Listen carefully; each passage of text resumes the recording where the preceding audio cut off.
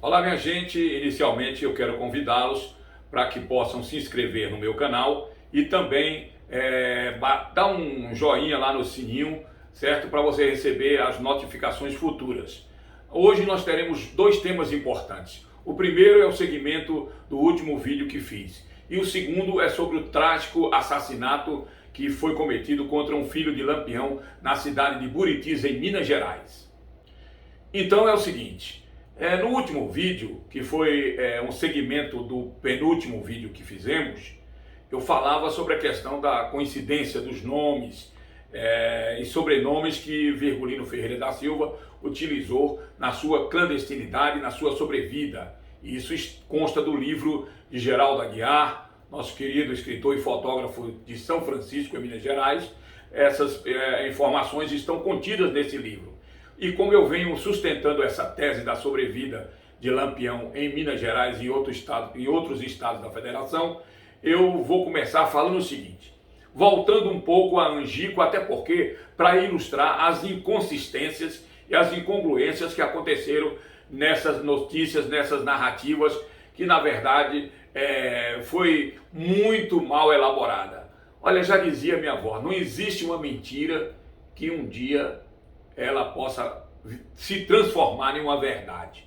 Não existe nenhum crime perfeito, não existe. Essa história de dizer, alguém cometeu um crime, mas foi um crime perfeito, ninguém vai descobrir nada. Isso aí é simplesmente balela. Não existe crime perfeito. Assim como foi a história de Angico, ou a história oficial, que na verdade foi uma história montada com as autoridades do governo de Getúlio Vargas, e que escolheu o tenente João Bezerra para ser o impostor dessa encenação que aconteceu no dia 28 de julho de 1938, lá em Angico. Angico é um local onde fica uma cabeceira de drenagem do Rio São Francisco, e escolheram esse lugar dizendo às pessoas que ali era o lugar que Lampião de vez em quando passava uma temporada e coisa e tal.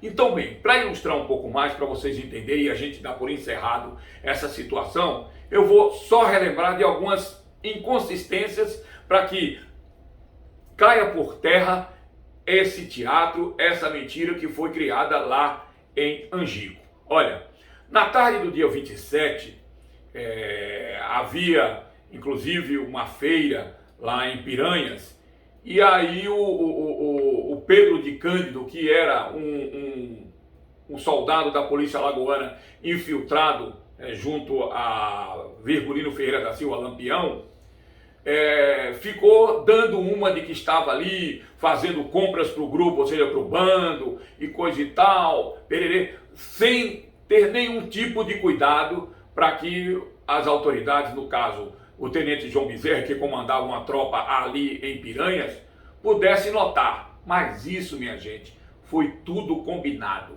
Tenente João Bezerra combinou com Lampião, certo, para sair do cangaço, disse tudo o que iria acontecer e, na verdade, o que Lampião fez? Lampião saiu muito antes do dia 28 de julho, tanto que a Maria de Déia já tinha ido na frente.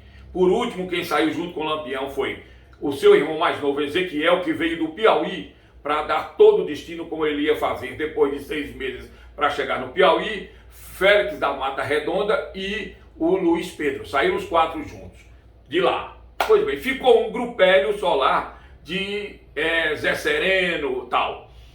E aí foi aquela demonstração de que o Pedro de Cândido estava fazendo muitas compras e coisas, mas tudo combinado entre Lampião e João Bezerra. Por quê? Tanto que depois do fato acontecido, da tragédia, o Pedro de Cândido foi nomeado como subdelegado de Entre Montes. Mas vamos lá, continuando com o fato. Aí João Bezerra, o que faz? Pega a sua tropa, ou parte dela, e diz que foi a Moxotó, porque soube que lá os cangaceiros estavam naquela região e coisa e tal. E marchou para as bandas de Moxotó. Quando chegou em Pedras de Delmiro, por ali ficaram batendo papo. Eu vou tomar uma aguazinha porque a gente descontrai aqui. lembrar do meu amigo rico inglês, que de vez em quando toma um whiskyzinho, uma cachaçinha gostosa. Então, quando anoiteceu, por volta das 18h30, João Bezerra retorna a Piranhas com a sua tropa, ou parte dela, porque outros ficaram aquartelados em Piranhas, que não era para dar na pinta do que eles iriam fazer. E aí o João Bezerra saiu alardeando, inclusive encontrou com um cara com um carro. Olha, pode avisar por aí que eu já sei onde é que Lampião e seu bando estão acampados, e com certeza amanhã nós teremos boa novidade, porque eu vou pegar a turma com Lampião e, na verdade, vamos capturá-los. Pois bem, isso fazendo o maior alarde. Agora, os senhores pensem bem. Lampião, que era um homem estrategista e tinha informantes por toda a parte do Nordeste, você acha que esse alarde do João Bezerra não chegaria em Lampião? Claro que chegaria, mas isso foi tudo fazendo parte integrante de um teatro. João Bezerra tem que fazer isso para dizer que, na verdade, ia ali, ia assassinar, matar Lampião, se houvesse uma resistência ou não. Bom, então, olha só. Aí ele retorna às 18h30. Quando retorna às 18h30, deve ter chegado lá por volta das 20 horas em Piranhas, mais ou menos. E aí, como é que faz para poder atravessar o rio? Porque Piranhas faz parte do estado de Alagoas. E o outro lado já é Sergipe. A única coisa que divide o estado de um do outro é o Rio São Francisco. Como é que uma força de um estado invade outro estado sem permissão, né, das autoridades daquele outro estado? Houve até na época um problema das autoridades de Pernambuco com o Ceará, porque as volantes de Pernambuco queriam entrar no Ceará e as autoridades do Ceará não permitiam. E você acha que em Sergipe seria diferente? Então, João Bezerra ia entrar lá com toda a autoridade que tinha lá em Sergipe? Não, não era assim não. Porque Sergipe, Lampião se achava muito bem protegido por Antônio Cacheiro, que era um dos grandes líderes do estado naquela época, e pelo seu filho, que foi o interventor nomeado por Getúlio Vargas. Então, veja só, aí chega o João Bezerra com um grupo por volta das 8 horas e vão providenciar um transporte para atravessar o rio. Não tinha um transporte grande. E aí se ofereceu alguém para dizer, olha, eu tenho ali, tem uns que dizem que é 2 canoas, esses historiadores, pesquisadores. Outros já falam em 3. Então vamos fazer o seguinte, vamos colocar 3 canoas, e o cara disse que ajojou essas canoas, marrou alguns varões e tal, e disse que nessas canoas entraram 50 volantes. Agora imagine os senhores, 3 canoinhas para pegar 50 volantes. E os remeiros? Tinha que ter os remadores. E volante não tem prática de rio, de remar, principalmente à noite. Tinha que ter pelo menos aí 4 remeiros. Então imagine, senhoras e senhores, 50 volantes mais 4 remeiros, ia para 54 pessoas. E o peso das armas, e o peso das cartucheiras, e o peso dos embornais, e os pesos das metralhadoras, que disseram que tinha 2 metralhadoras. O que acontece? Nesse mesmo dia, a mentirosa Darcila contou em um dos seus livros, porque nem lá em Angico ela estava, nem lá em Angico essa Cila não estava. Deveria ter ali seus 14 anos para 15 anos no máximo, mas não estava lá.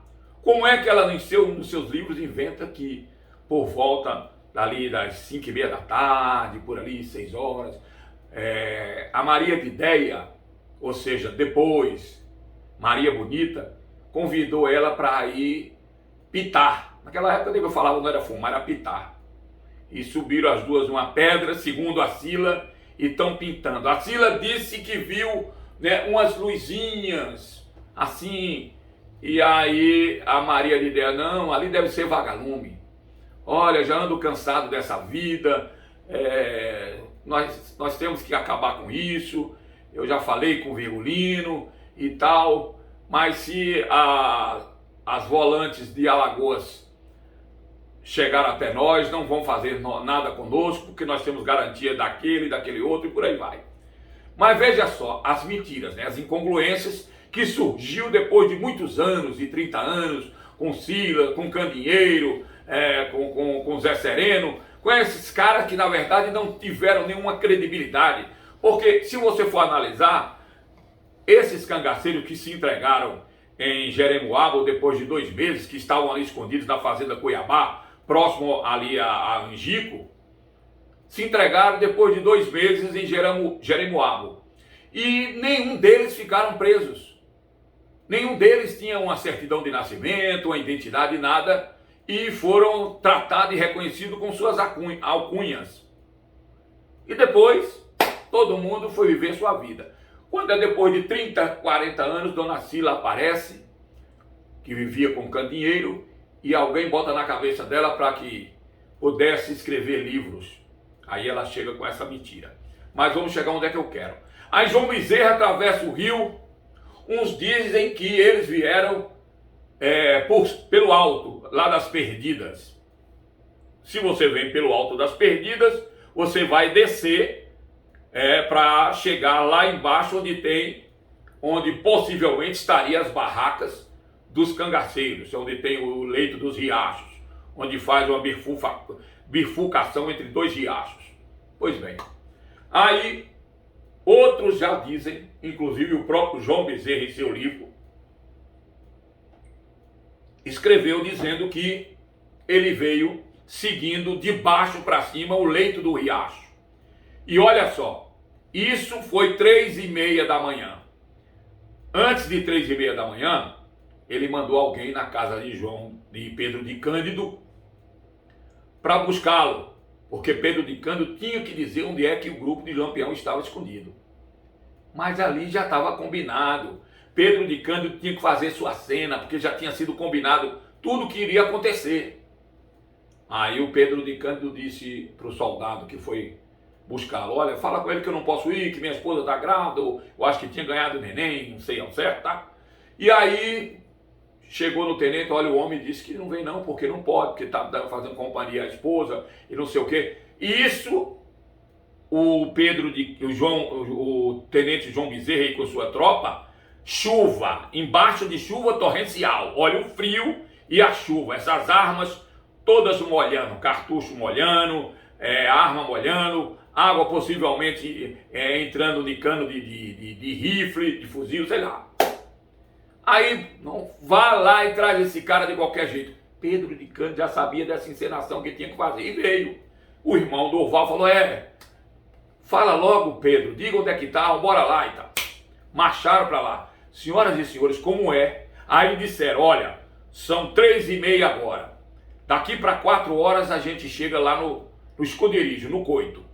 Vamos em marcha rastejante. Como é que você vai em marcha rastejante numa madrugada chuvosa? Era chuva torrencial, chuva grossa. Você em marcha rastejante, por cima de espinho, carregando essas armas, metralhadora, munição. Você acha que cheio de pedras aquela região, aquele local, uma loucura, de Mancambira, de tudo. Você acha que teria lógica nisso? Nem você andando, certo? Em pé, você teria condições suficientes de chegar tão tranquilamente como eles chegaram, em marcha rastejante. E no vídeo passado eu disse que Pedro de Cândido bateu com a cabeça nos arreios dos coiteiros. Eu vou consertar, não foi Pedro de Cândido. Quem disse isso, escreveu no livro, foi o tenente João Bezerra, que se deparou e bateu a cabeça numa cela. E quando aconteceu isso, um dos cavalos soprou.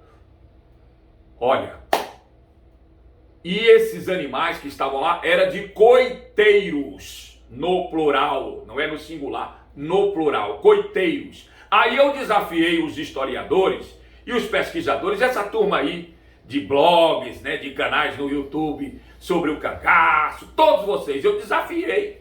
E até hoje não apareceu ninguém, nem historiador, nem pesquisador, nem dono de site que fala de cangaço, ninguém. Até hoje, olha que essa história já ultrapassou 80 anos, são mais de 8 décadas. E eu fiz o desafio no último vídeo que gravei, mas não apareceu ninguém para... Mas é isso mesmo, a gente gravando, acontece essas coisas. Por isso que eu gosto de fazer a coisa bem natural. dando uma espirradinha.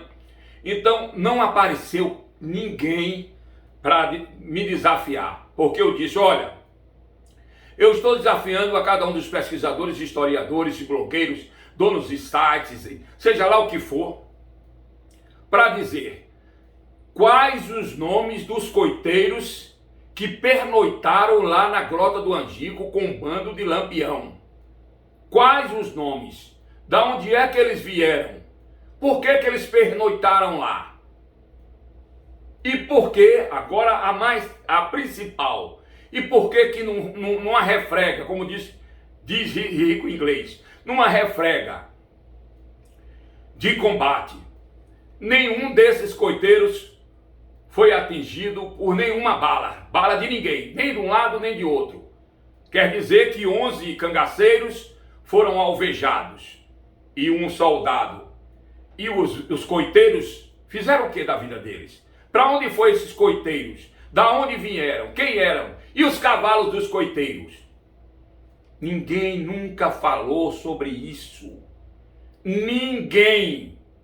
Eu desafio aqui qualquer escritor ou qualquer pessoa que foi parente de alguém das volantes que me diga aqui como era o nome dos coiteiros que pernoitaram, o que é que eles foram fazer lá, os cavalos, o que foi que aconteceram com os cavalos que estavam amarrados e por que nenhum desses coiteiros, não foi um coiteiro, vários coiteiros, segundo diz o próprio João Bezerra, não recebeu uma bala sequer.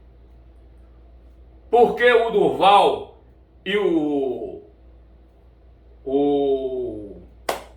Pedro de Cândido também não foi alvejado, já que estava ali sob mira da polícia, porque tinha que levar eles até lá no coito? Outra pergunta, por que o soldado Adriano não teve um enterro com honras militares, não levou esse soldado para Piranhas, para acontecer um enterro digno, para a família velar o corpo? Ninguém sabe, na verdade, o que aconteceu, onde está sepultado o soldado Adriano e por que não houve uma homenagem com honras militares desse soldado. São coisas que ninguém nunca deu resposta. Já dizia Alcino Costa, um morador muito importante daquele município de Poço Redondo, que conhecia Angico com a palma da mão. Já dizia Alcino Costa que Angico foi, na verdade, um verdadeiro local, um canteiro de mistérios e mentiras. Canteiro de mistérios e mentiras. Olha, o historiador também, pesquisador Paulo Gastão, chegou a um ponto, ele que vivia com Alcino Costa junto da confraria, chegou a um ponto de dizer o seguinte: chega, Angico foi um embuste, Angico na verdade foi uma farsa. Em 2009, quando saiu a primeira edição do livro Lampião o Invencível, 2 vidas, 2 mortes, ou seja, o outro lado da moeda, falando sobre a sobrevida de Lampião em Minas, em São Francisco e outras cidades, José Geraldo saiu de Minas e foi com sua esposa, dona Edne Aguiar, a quem eu já entrevistei aqui nessa sala no ano passado, foram para um encontro que acontecia de vez em quando em Crato, no Ceará, um seminário, um simpósio, alguma coisa, para tratar sobre o cangaço. E lá, o Geraldo Aguiar, quando foi apresentar o seu livro, ele quase foi trucidado.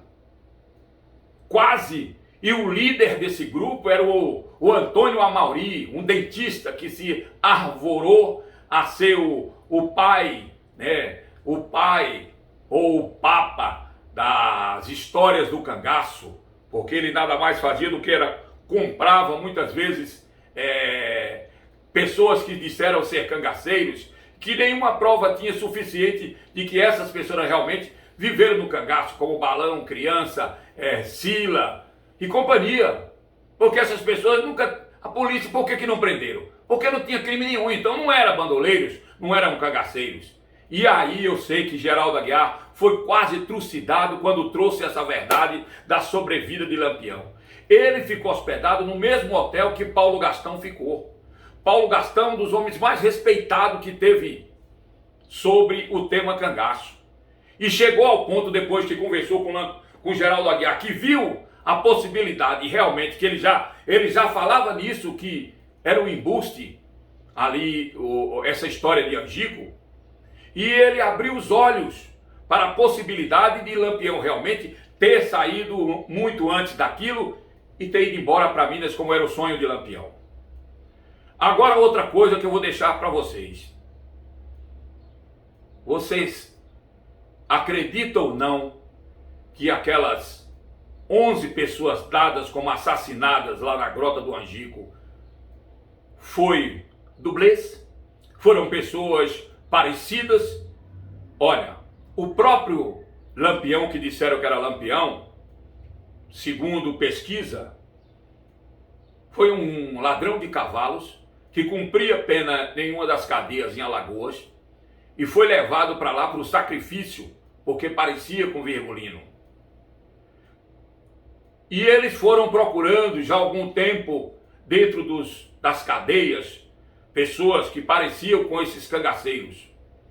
E escolheu também 2 mulheres e fizeram a mesma coisa, parecidas com a Maria de Ideia, a futura Maria Bonita, e com a Enedina. E por que degolaram? Por que cortaram essas cabeças?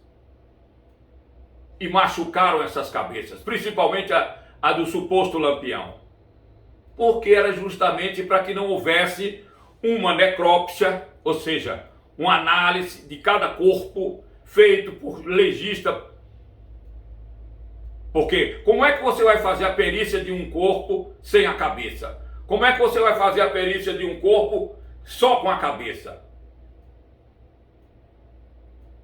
O próprio doutor Lages Filho, médico legista de Alagoas, e doutor Arthur Ramos, que também era alagoano, uma das maiores autoridades na medicina legal, na medicina legista, disse não se tratar de Lampião, porque a própria cabeça não era uma cabeça pró-nordestino, não era uma cabeça achatada.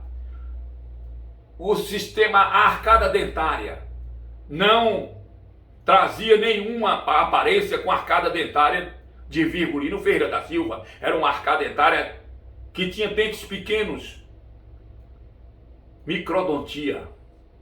Então, eles fizeram tudo isso que era justamente para que as pessoas, que as famílias não pudessem reclamar os seus corpos para fazer um velório, para fazer um enterro digno. Vamos deixar esses corpos aí, vamos levar essas cabeças machucadas e só depois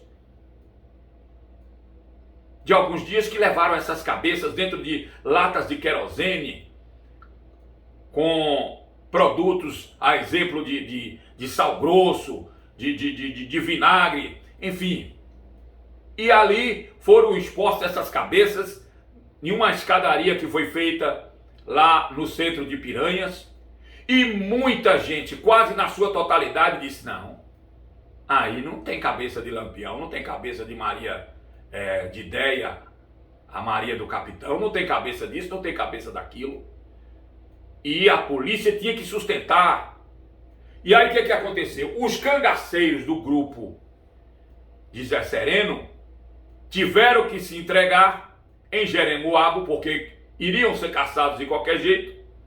Não ficaram presos na condição de dizer que estavam lá e que, na verdade, ali tinha sido Lampião mesmo, que tinha sido morta, que a Maria Bonita, que tinha sido assassinada, e Luiz Pedro, e Quinta-feira, e Elétrico, e não sei o que mais lá.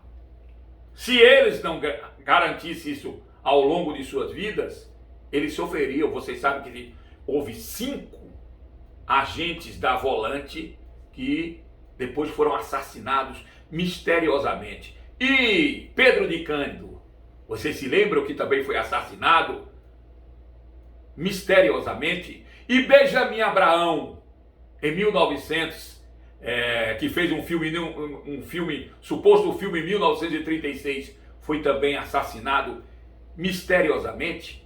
Então houve realmente um estudo muito bem feito de quem seria as pessoas eliminadas dentre Volantes para poder não falar a verdade. Que ali não tinha Lampião, que ali não tinha a Maria de Ideia, a Maria Bonita, que ali não tinha... Por que não tinha? Porque não estavam lá. Não estavam lá. Certo?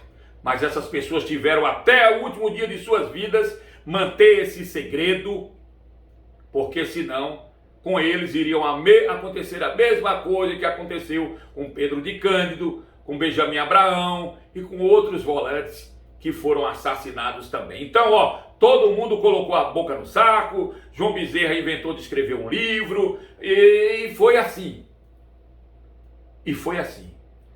O Benjamin Abraão, Boto, até conseguiu alguns dublês.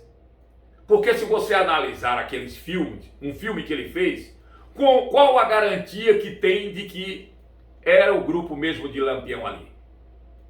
E as fotos? Que garantias tem que aquelas fotos eram de Lampião? Vocês acham que um bandoleiro da Caatinga, como o Lampião era, e os seus comparsas, que viviam sendo procurados, iriam permitir que alguém tirasse fotos dele, fosse filmado? Olha, faça-me o favor, não existe nenhuma criança aqui não. Vocês estão preocupados conosco, comigo, com o Rico Inglês, principalmente com nós dois, porque desde 2019 que nós estamos trazendo o outro lado da moeda, Rico Inglês com o contraditório do cangaço e Cid Charles afirmando a tese de que Lampião não morreu em Angico. Então, senhoras e senhores, tudo isso precisou acontecer para Lampião ter uma nova vida. E ele disse o seguinte para Geraldo Aguiar: olha, eu não vou permitir que você me filme, e só vou permitir que você divulgue essa obra que você está fazendo sobre a minha autobiografia depois que eu morrer. Sabe por quê, gente? Imagine se Geraldo Aguiar tivesse revelado para o Brasil e para o mundo em 1992, em fevereiro, quando ele conheceu o senhor João Teixeira Lima, que também foi Antônio Teixeira Lima, que morreu como Antônio Maria da Conceição, que foi Policarpo Lima, que foi João Bogó, que foi João Pernambucano, que foi Zé Pereira, que foi João Baiano e tantos outros nomes que ele usou por onde andou. Esse homem não teria mais paz, a família dele não teria mais paz, porque toda a imprensa falada, escrita e televisada iria em busca de fazer entrevistas com seu João Teixeira Lima, o vulgo Lampião. Então ele pediu e Geraldo Aguiar respeitou. Então eu estou fazendo esse vídeo de hoje. Quem tiver qualquer dúvida, vá no nosso canal Cid Charles, com D mudo, Charles, tudo junto em minúsculo. Vocês vão poder acompanhar todos os nossos vídeos passo a passo. Tem um vídeo, inclusive, que eu falo sobre o exame, que é uma prova real do exame que foi feito, né, de uma fotografia do senhor João Teixeira Lima com fotos de Lampião. E olham lá o resultado desse exame que foi feito pelo Instituto Médico Legal de Brasília. Olham lá, assistam esse vídeo. Então, gente, olha, a história do cangaço, ou melhor, a história de Angico, é uma farsa tão grande que se vivo estivesse hoje João Bezerra e outros cangaceiros, com certeza eles iriam ser envergonhados. Porque a história foi feita, mas foi muito mal elaborada.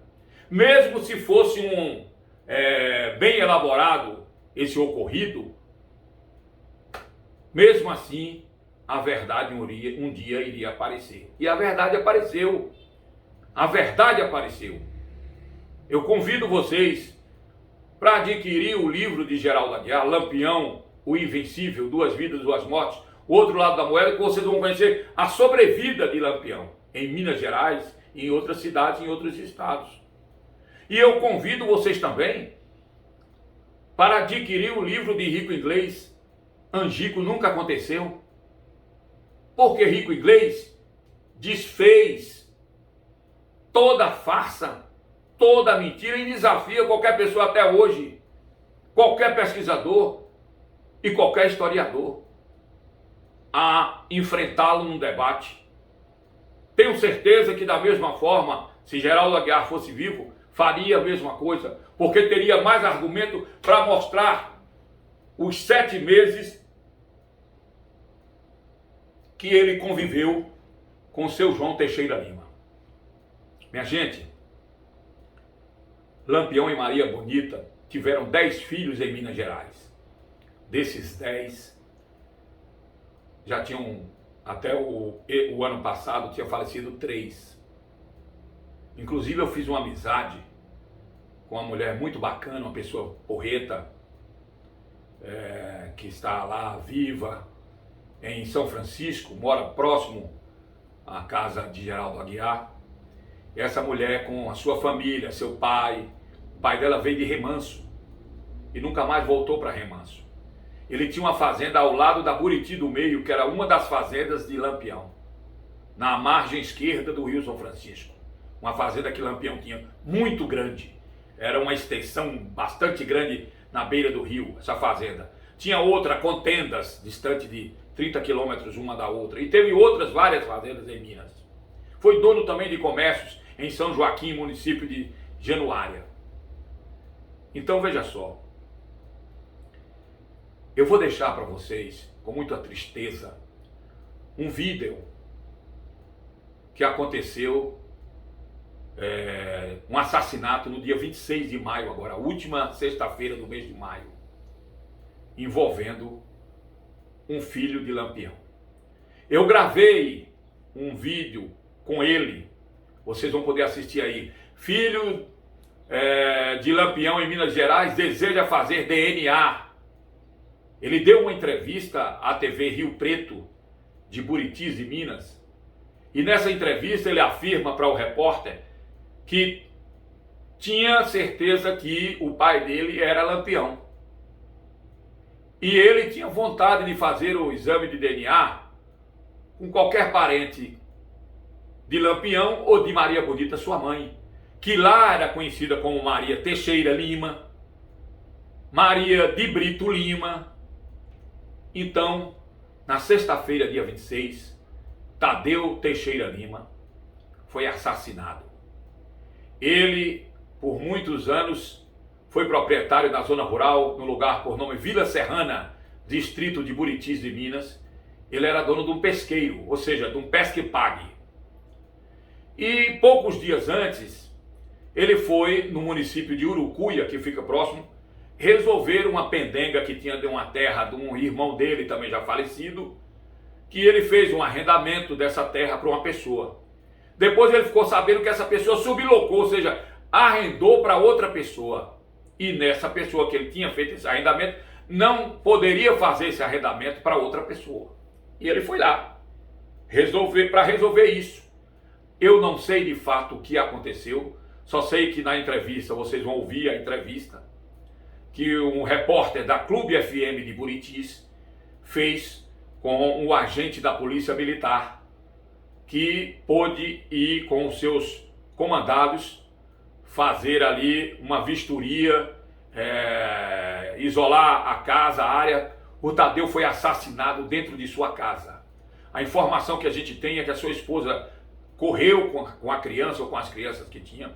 Tadeu recebeu 6 tiros, ainda teve seus braços supostamente queimados e ele quase que foi degolado.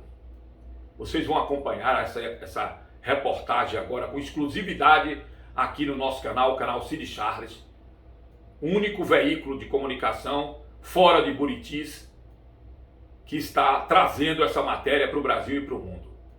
Eu quero dizer a vocês que eu fiquei muito chocado, porque ainda esse ano eu iria fazer, já estava marcada uma entrevista com ele, que eu iria fazer uma entrevista com ele para esse nosso canal, com Tadeu Teixeira Lima, filho de João Teixeira Lima, o Virgulino Ferreira da Silva, e de Maria de Brito Lima, a Maria Gomes de Oliveira, a Maria Bonita. Então, eu quero dizer o seguinte, antes de deixar vocês vendo essa reportagem, eu quero dizer que vou tirar umas férias. Vou passar um tempo sem fazer vídeos, porque eu acho que está na hora de fazer um descanso, uma reflexão, porque esse assassinato, apesar de que o Tadeu não era nenhum parente meu, mas isso abalou muito comigo, porque envolve o filho de uma pessoa que eu venho defendendo, sustentando uma tese. Então eu vou dar um tempo. Em breve não, daqui mais alguns meses eu retorno para continuar com vídeos. Mas eu quero que vocês entendam de que tudo que fiz até hoje foi sem nenhum fins lucrativo. Eu não ganho dinheiro para isso. Eu não peço dinheiro a ninguém. Só peço que vocês acompanhem os meus vídeos. E se vocês interessarem por ele, quem sabe se vocês não interessem em adquirir uma obra literária aí do Geraldo Aguiar, José Geraldo Aguiar, certo? Eu tenho uma consideração muito grande por Dona Edna, a esposa, a viúva de Geraldo Aguiar. É tanto que ela vai nos visitar agora, vem visitar a gente novamente aqui na Romaria de Agosto, Romaria do Bom Jesus da Lapa. Para mim é uma alegria muito grande, foi uma pessoa querida que eu conheci e tomei uma responsabilidade de poder tomar para mim o compromisso de sustentar essa tese da sobrevida de Virgulino Ferreira da Silva e de Maria Gomes de Oliveira, Maria Bonita, na sobrevida que tiveram pós o cangaço. Nesses vídeos estão contidos, nesses vídeos meus, as passagens do livro de Geraldo Aguiar. Então acompanhe, assista os vídeos desde o primeiro até o de hoje. Eu quero aqui agradecer ao nosso querido cinegrafista e também comunicador Altino Júnior, uma pessoa muito competente, que faz um trabalho de produção de vídeos excelente. E quero agradecer por essa parceria e dizer a vocês que foi muito bom durante esse período ficar trazendo o outro lado da moeda para todo o Brasil. Quero lembrar que também, Rico Inglês, você foi um amigo que eu não pude abraçá-lo, mas quem sabe um dia possamos nos encontrar para nos abraçar, porque você é digno da minha amizade. Não o conheço pessoalmente, já falei com você pelo telefone, mas eu admiro você muito. Você superou todas as expectativas sobre o que você propôs fazer. Você é um grande sociólogo, um grande guitarrista, uma pessoa extremamente inteligente, compositor, e sobre, juntamente com Cid Charles, trazer o outro lado da moeda que desmanchou e colocou por terra abaixo todas as mentiras que foram contadas até hoje sobre Lampião, a sua companheira e o seu bando. Então, Rico, nós dois, a Verlúcia Ferraz também, mas ela com o seu lado diferencial do nosso, porque nós acreditamos em uma coisa, que Lampião nem a Maria Bonita não morreram em Angico. Aquilo foi uma farsa, aquilo foi um embuste, como diz Paulo Gastão. Então, muito obrigado a todos vocês e curta agora essa reportagem triste que nós vamos trazer agora para vocês. Forte abraço. Aqui com o Tenente Adriel para comentar as últimas ocorrências aqui de Buritis, inclusive sobre o homicídio, né, que aconteceu ali no distrito, próximo ao distrito de Vila Serrana, né, envolvendo a vítima Tadeu, que era muito conhecido aqui na cidade de Buritis, por ele ser proprietário de um pesqueiro ali na região. Essa ocorrência aconteceu na última sexta-feira, né, Tenente? Bom dia. Bom dia, Luan, né? Bom dia, ouvintes da Clube FM. Realmente, a Polícia Militar ela recebeu informação de um homicídio que teria ocorrido naquela região próxima à Vila Serrana. Então, a guarnição deslocou até o local e lá, chegando, constatou-se que havia uma vítima que teria sido baleada e ferida mortalmente na sua propriedade rural. Como você falou, é um crime de repercussão, né? Que é o senhor Tadeu, que ele é popularmente conhecido, proprietário de um pesqueiro, né? Então é uma notícia bastante triste. E lá nós constatamos que ele havia sido alvejado por alguns disparos. Então a Polícia Militar ela acionou a perícia compareceu ao local e lá realmente constatou-se que ele havia sido atingido por 6 disparos, os quais atingiram a região do tórax e a região lombar.